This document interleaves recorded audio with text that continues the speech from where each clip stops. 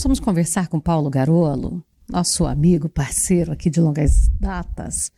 Só que é o maior especialista em milho e nós vamos tratar de um assunto que está chegando, mas tem entregado, inclusive, especialistas que chegam a confundir um problema com outro. E como o produtor vai ficar atento e conseguir identificar as diferenças e o que fazer. Paulo, boa tarde. Boa tarde, Fabélia. Sempre uma satisfação estar com você no programa e com os seus ouvintes, né? Com os seus telespectadores. Os nossos internautas. É muito bacana. Até eu sei que nós estamos no meio agrícola, né? Isso é muito legal. Paulo, hoje nós vamos falar da espiga presa. Primeiro detalhe. O que é isso, espiga presa? Esse realmente o termo é esse, é uma anomalia, né? A espiga presa é uma anomalia de plantas e é uma miniaturização da espiga. A espiga presa, na verdade, é uma mini espiga. Ela não consegue se desenvolver por completo. Existe, dependendo da situação, do momento que ocorre o fenômeno, existe a possibilidade de você ter parte da espiga até formada, mas quando é espiga presa, a ponta, ela fica parecendo um rabo de canguru, porque ela fica fininha, miniatura. Então, nos Estados Unidos, até eles usam o termo de latinha de cerveja, porque a espiga fica meia, parece uma latinha, mas a ponta, ela não se forma, ela vira um rabinho mesmo, como se fosse um rabinho de canguru. Então, na realidade, essa espiga, aquela ponta ali, não vai ficar tipo chupeta. Não vai ficar chupeta. Ela vai virar uma pontinha miniaturizada. O que identifica e diferencia a espiga presa é exatamente isso, uma miniaturização, uma dificuldade do desenvolvimento correto da espiga. Então ela se miniaturiza, existem algumas que ficam gordinhas, mas bem pequenininha e sem grão. Ela nem grão não dá. Por quê? Porque o próprio cabelo, o estilistigma, também fica comprometido. Então, a espiga como um todo fica comprometida. Vai ocorrer o pendoamento normal? Normal. Quando ali na fase boneca, os cabelinhos estão normais? Ali você começa a detectar a espiga presa. Se o agricultor observar na lavoura, ele vai notar que quando é o período de florescimento, tanto o pendão quanto a espiga com o cabelo, ele vai notar em áreas que tem a espiga presa, ele vai notar que a espiga principal, ela enruga a palha vai estar enrugada e ele não vai ver cabelinho saindo para fora. Ela vira um como enrugado. Se a palha impedisse o processamento da saidinha da saída ali. Do cabelo. Mas por que ela enruga? Porque a espiga está miniatura. Aí não tem saidinha. E por que ela faz esse processo? Por que identifica rápido? Ela enruga. Por que ela enruga? Porque a espiga está miniatura. A espiga não conseguiu romper? Não, ela não conseguiu nem formar, ela não desenvolve. Ela fica desse tamanho aqui, ó. A planta linda, folhas bonitas, milhos que foram bem cuidados, é muito comum, áreas, né? E o que faz isso? Então, eu vou começar já dando, até pelo tempo, já falando o que é o reflexo disso. Na verdade, quem é o principal causador da espiga presa realmente é o incremento na síntese de um hormônio que as plantas naturalmente fazem e que tem a responsabilidade, inclusive, da diferenciação das estruturas reprodutivas de planta. Esse hormônio é o etileno. Ele é naturalmente fabricado pela planta. Só que as plantas fabricam hormônios, ele é considerado inclusive um hormônio regulador de crescimento, o etileno. Mas as plantas fabricam os seus hormônios equilibrados. O que acontece? Eu aumento a síntese de etileno na planta e, dependendo do momento que isso acontece, ele atua exatamente contrário ao desenvolvimento da espiga. Ele faz o contrário. Ele inibe o desenvolvimento da espiga e ela miniaturiza. Então, também para a gente explicar, aquela espiga principal é que fica ali travada. Ela fica toda travada. Não é que eu vou ter a espiga principal e aquela secundária. Às vezes, Fabeli, inclusive aconteceu áreas que eu fui, porque isso já vem acontecendo há algum tempo. Se der tempo, a gente pode até contar a história disso, mas há algum tempo já vem acontecendo, que está aumentando isso no Brasil. E eu tive várias áreas olhando e tal, e teve até uma área de um agricultor no Mato Grosso do Sul, que eu fui atender em São Paulo do Oeste. E fui ver, nós estávamos com uma equipe de agrônomos, inclusive, fazendo um tour técnico de agrônomos de empresas de consultoria agronômica. E essa foi uma das áreas que eles pediram para a gente visitar, para eles poderem entender o que estava acontecendo. E nessa área, por exemplo, o híbrido que ele tinha plantado, a espiga principal foi espiga presa, mas ele deu uma segunda. E a segunda, embora menor, mas estava normal. Então, isso é normal acontecer, porque esse processo também, ele é por um tempo determinado. Então, até eu costumo dizer, de 4 a 5 dias antes da aplicação do fungicida e de 4 a 5 dias após a aplicação do fungicida, né, eu estou estendendo um pouco esse tempo. É o tempo que pode ocorrer esse processo. Então, não é exatamente no momento da aplicação só. É de 4 a 5 dias, de 4 a 5 dias depois. Mas, principalmente, tem que ter o produto. Eu quero dizer, fenômenos que eu vou explicar depois, que podem estar acontecendo de 3, 4 dias antes do florescimento, antes da aplicação do fungicida, já tem fenômenos que podem estar acontecendo e que vão vulnerabilizar a planta a isso. E aí, somado à aplicação de produtos químicos, é que isso acaba acontecendo. E é isso que eu vou explicar para você com mais detalhe. Pode. O processo da espiga presa em si, né, porque existe aquela conversa e existem trabalhos que mostram, por exemplo, hoje o mais comentado são adjuvantes não iônicos que causam ou que promovem a espiga presa. Não é bem assim o processo. Não, é fungicida. Já teve gente que foi para mídia, foi para Instagram, porque as carboxamida, aí não colou. Não, porque agora é os triazóis. Não colou também. Então não é nada disso. O que acontece até porque a gente tem carboxamida e triazóis sendo usados aí já faz tempo, né? E que foi a salvação para nós, a carboxamida ter sido novamente adicionada ao tratamento fúngico. Não é bem isso. O que acontece, na verdade, é o seguinte. Nós temos que lembrar que plantas são seres vivos. Seres vivos sempre interagem com o ambiente. Quando a gente pensa em genética, a gente lembra de estruturas, ou melhor, de características estruturais de plantas. E parece que genética é só isso. Cor do pendão, cor do cabelo, cor do grão, tamanho do... Não é só isso. Também nós temos que lembrar que plantas sobrevivem e elas existem porque elas têm o quê? Células que precisam fazer metabolismo. Toda a produção de uma planta está ligada ao quê? A sua capacidade de metabolizar. E o que é metabolizar? É um conjunto de processos químicos que as células da planta faz para criar o quê? Todos os compostos bioquímicos que ela precisa para sobreviver e também criar as próprias estruturas da planta. Bom, assim como nós, plantas metabolizam. Então, assim, vamos jogar cá no paralelo humano, a boa metabolização do nosso organismo mantém índices glicêmicos, exatamente, mantém o colesterol, a pressão, perfeito, tudo equilibrado. Essa analogia, perfeito. Isso é analogia. Agora, o que acontece? Cada planta e cada híbrido tem o seu metabolismo específico e que é determinado pelo quê? Pela genética. Isso eu não vejo. A olho nu, não. Porque não é uma estrutura. Isso é um processo fisiológico.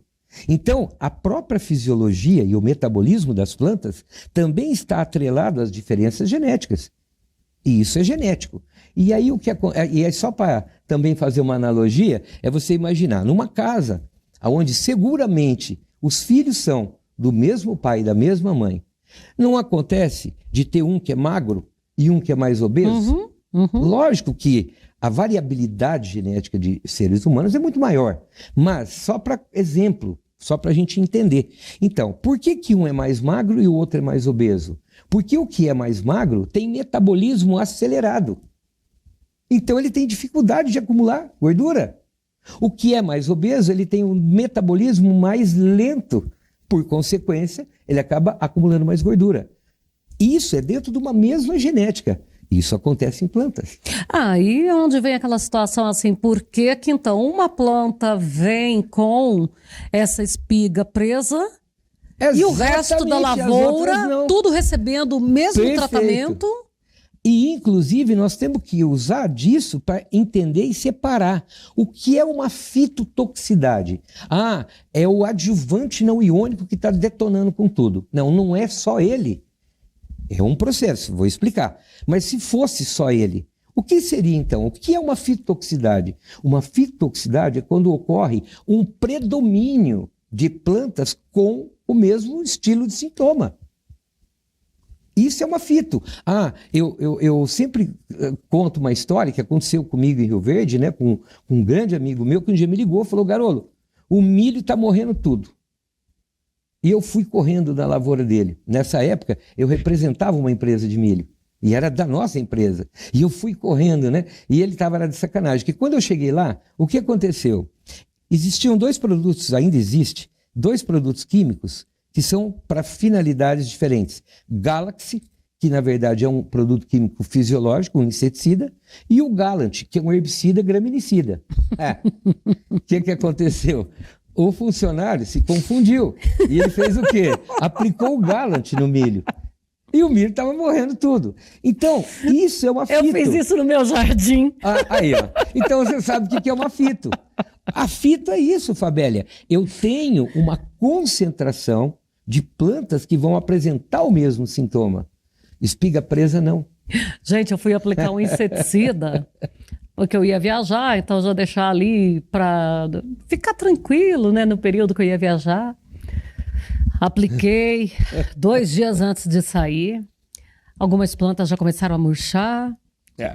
Acho que eu pisei a mão no óleo mineral. E eu tenho conta-gotas, eu tenho tudo para não errar em nada. Quando eu cheguei, era geral. Aí eu me lembrei que eu tinha pegado um frasco de herbicida e não de inseticida. Aí, ó. Então você viu o que é um efeito fitotóxico. Você tem um predomínio. Dá para o agricultor também aproveitar, lembrar que alguns anos atrás teve uma empresa que lançou um fungicida sensacional. No entanto, dependendo do momento que esse fungicida era aplicado, justamente pela interação ambiental, o que começou a acontecer no Brasil todo? Algumas áreas começaram a apresentar fitotoxicidade realmente do triazol na planta. Só que você ia lá, o que você via? 80%, 90% de plantas com o mesmo sintoma. Isso é uma fito.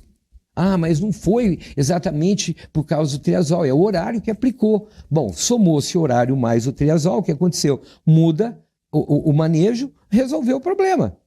Realmente, se eu aplicar nesse horário ou nesse, eu não vou ter esse problema. Mas se eu aplicar nessa faixa aqui, eu vou ter. Então, resolveu o problema. Era uma questão de posicionamento. Mas isso é o quê? Fito. Você tinha 80% ou mais de plantas apresentando sintoma.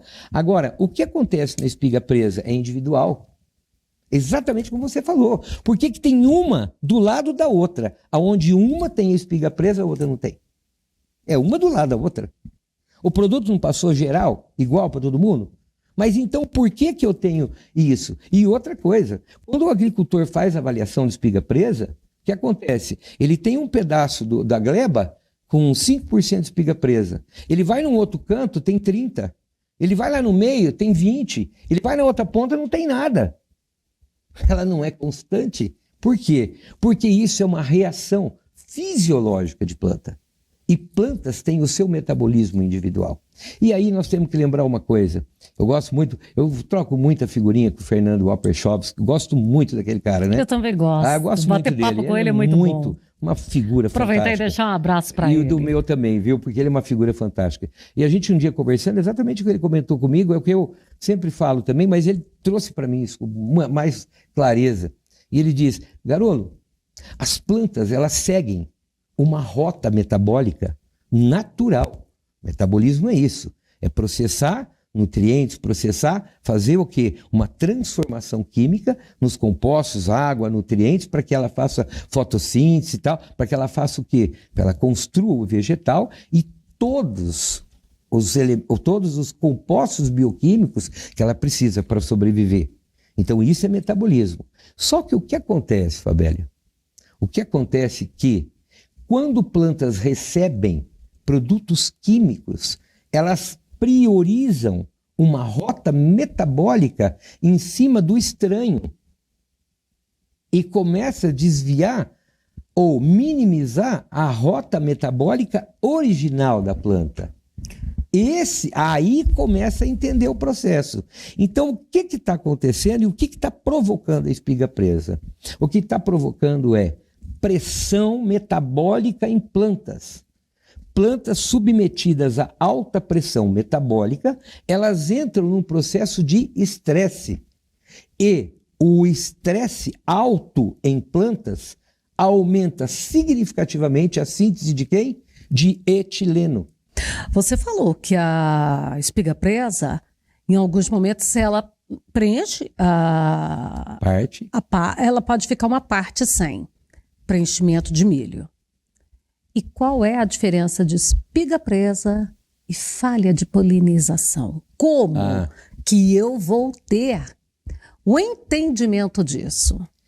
Na espiga, que eu tenho falhas de polinização, que é um outro assunto que uma hora você pode me convidar, a gente vai lá sobre isso, plantas com falha de polinização, você vai notar que a raque, que é o sabugo, ele desenvolve normal.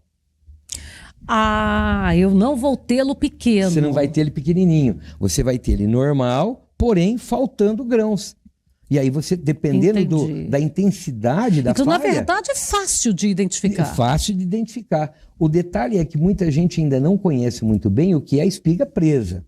E existe o caso da espiga presa formar um mini sabugo. E nem formar o rabinho de rato, que eu falei, rabinho de canguru.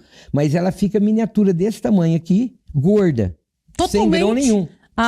Sem grão nenhum. E eu posso tê-la também em miniatura completamente preenchida de grãos? Não.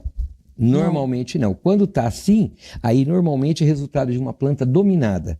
Planta dominada é aquelas plantas que fica para trás e aí ela forma, às vezes, uma espiguinha pequenininha. Aos refugos do gado. Exatamente, entendeu? Então, assim, dá para identificar assim no campo, mas tem que conhecer os dois para você saber a diferenciação. Agora, o que causa a espiga presa, então? Só para a gente fechar o quadro da espiga presa. É a pressão metabólica. E o que causa a pressão metabólica? Então, nós temos que lembrar que adjuvantes não iônicos, eles vulnerabilizam. Sim, principalmente se forem compostos por alquifenóis. Bom, Garolo, mas o que é um adjuvante não iônico e o que é um alquifenol? Então, os alquifenóis é um grupo químico que normalmente estão presentes na maioria dos adjuvantes para fazer o quê? Diminuir ou eliminar a serosidade e a gordura da própria folha. Para ocorrer o quê? Aumentar a superfície de exposição da folha à gota do fungicida. Então, normalmente, usam esse tipo de produto. E por que não iônico? Justamente para não formar carga, porque se você formar cargas dentro de uma cauda, o que pode acontecer? Eu posso inviabilizar o bom funcionamento. Então, a maioria dos adjuvantes são não iônicos e a maioria são compostos por alquifenóis. Bom, junta-se isso, a planta vai ter mais pressão metabólica para metabolizar, sim, esse tipo de componente. Mas ele sozinho também não é o responsável por isso. Não é que ele sozinho vai ser responsável. Você vai entender, tem que ter todo um processo. Qual é o segundo processo que tem que estar envolvido nesse negócio aí? Aí vem uma segunda situação. Misturas de produtos químicos. A junção, infelizmente, eu sou obrigado a dizer a nível de televisão, nós estamos vendo caudas com 5, 6, até 8 produtos. Para otimizar e acaba não é que criando o agricultor, problemas. a gente olha assim, o agricultor a gente tem que olhar o lado dele. Não é fácil. Não é fácil. Ele tem que otimizar, como você usou o termo corretíssimo, ele tem que otimizar. Mas ele vai ter que ser mais racional, principalmente quando utilizar fungicida. Ah, mas por que o fungicida? Porque a utilização do fungicida, tanto na aplicação que ele faz na primeira, porque não é só no pré-florescimento também não, é outro grande equívoco. A formação da espiga presa pode começar já na própria primeira aplicação do fungicida. Então, essa mistura, esse volume grande de produtos, 2 adjuvantes, já vulnerabiliza. Imagina 2, a pressão metabólica, mais um inseticida, mais um fungicida, mais micronutriente, mais óleo. Tem gente que põe 2, 3 óleos numa cauda. Gente, se nós cada vez que a gente faz isso, o que nós estamos fazendo? Estamos dando uma pressão, mas uma super pressão metabólica em planta. E aí, Fabélia, o último item, para ser resumido, que é o botão final, a mudança abrupta em temperatura. Isso também faz parte do processo. Então eu tenho uma mudança abrupta da temperatura. Nunca esquecermos que plantas sentem frio, plantas sentem calor. Temperaturas quando excedem de 35 graus Celsius, inclusive, a planta para 100% todo o metabolismo dela. Por quê? Porque ela ela tem que fechar os estômatos, está no máximo estresse, tem que fechar os estômatos, e aí tem mais um hormônio que aumenta, que é o ácido abscísico, que também é um envelhecedor de planta. Então eu tenho uma síntese maior de etileno, já para ela metabolizar todos esses volumes de produtos diferentes numa mesma cauda, então você dá pressão metabólica, ela tem que aumentar muito a sua capacidade de metabolizar cada um desses produtos e mais, tendo uma mudança abrupta de temperatura, é mais uma coisa que ela vai ter que fazer, porque plantas sentem calor, sentem frio, mas não tem blusa de frio e também plantas não têm ar-condicionado. Então é ela que tem que se defender disso. E ela também tem mecanismos para fazer isso. E quando ela elabora esses mecanismos que vai ter que ser feito e ainda está metabolizando esse volume de produtos diferentes que ela recebeu, você dá o máximo estresse em planta. E aí o que acontece? A síntese de etileno aumenta sobremaneira e isso miniaturiza as espigas e isso é o que gera espiga presa. E aí não é por culpa de material genético. Quando começou, eu queria só fechar com isso. Quando começou, Fabélia, as primeiras vezes que a gente viu espiga presa acontecendo no Brasil, aonde foram? Nas cooperativas do estado do Paraná, graças a Deus. Sabe por quê? Eles fizeram e deu como normalmente todo mundo faz, essas misturas e tal, e deu um choque térmico. E foi aonde? Exatamente nas áreas que lá as cooperativas têm as áreas demonstrativas, tanto de produtos químicos quanto de sementes de milho, de soja, são eventos grandes, como você já foi na Copavel, uma série de eventos nesse gabarito. E eles fazem esses plantios e o que aconteceu? Deu espiga presa em todos os materiais genéticos. Nenhum material genético ficou sem espiga presa. Então não era genética. Não era genética. Graças a Deus que no Brasil já começou assim. Por quê? Porque já foi visto isso. Então isso já está comprovado. Aí, por que ocorre numa planta e não ocorre na outra? É metabolismo individual também que tem de planta. Os híbridos já são diferentes no seu próprio metabolismo. Por que tem híbrido que é mais exigente em adubo do que outro? Porque tem híbrido que tem menos eficiência na conversão do nutriente em composto orgânico, metabolismo. O outro é mais eficiente, com menos adubo ele consegue converter em açúcar, que vai virar amido. Então, sabe, tá claro. Mas, infelizmente, as pessoas começam, como sempre, a criar monstros em cima de algo que não precisa. É muito simples de entender. Só que tem que levar tudo isso em consideração. Então, Fabélia, em resumo, a espiga presa é pressão metabólica de plantas por excesso de produtos, por clima abrupto, mudanças abruptas de clima e aumento no estresse da planta, com consequência, aumento na síntese do etileno. E é o etileno, na verdade, que miniaturiza as espigas. E por isso que eu disse, dependendo do momento que ocorre, eu posso até ter a tal da latinha da cerveja. Vinha vindo bem, estava desenvolvendo bem, de repente esse golpe. E por que eu falei 3 dias, 4 dias, ou antes ou depois? Na verdade, são os produtos em conjunto que vão vulnerabilizar a planta. Ah, mas eu não apliquei por que 4 dias antes? O 4 dias antes lembrando que se eu tiver uma mudança, principalmente climática, de 3 a 4 dias antes da aplicação, ela já está em estresse climático. E aí eu entro com um estudo, na hora. Então o que eu quis dizer é isso, que a própria questão da variação abrupta de clima, se acontecer 3, 4 dias antes da aplicação, ela já entrou num processo específico de metabolismo para enfrentar essa mudança metabólica. E aí eu venho 3 dias depois e coloco uma bateria de produto em cima, eu coroei a oportunidade. E a última dica, agricultor, quando você for fazer o levantamento disso, observe uma coisa, o conjunto do pulverizador. Você vai notar que aonde concentram espigas presas, mais porcentagem de plantas com espiga presa, na parte fixa do pulverizador e nas pontas do pulverizador. É onde eu vou ter maior número de espigas presas. Só você olhar lá. E se eu estiver falando borracha, eu peço que a Fabélia receba alguém que venha me contrapor nisso que eu estou falando aqui no seu programa. Porque daí eu estou sendo picareta. Analise isso. Sabe por quê que acontece isso? Porque muitas vezes, principalmente na aplicação do pré-florescimento, por que concentra mais lá a ocorrência? Por quê? Porque eu acabo, que no conjunto fixo e nas pontas, é onde eu acabo muitas vezes relando a ponta do pulverizador na planta. E isso promove o quê? Escorrimento, maior volume, um pouquinho de produto naquela planta. Então, a maior concentração de espigas presas, elas estão ou nas linhas que compreendem o conjunto fixo, ou nas pontas do pulverizador da barra móvel.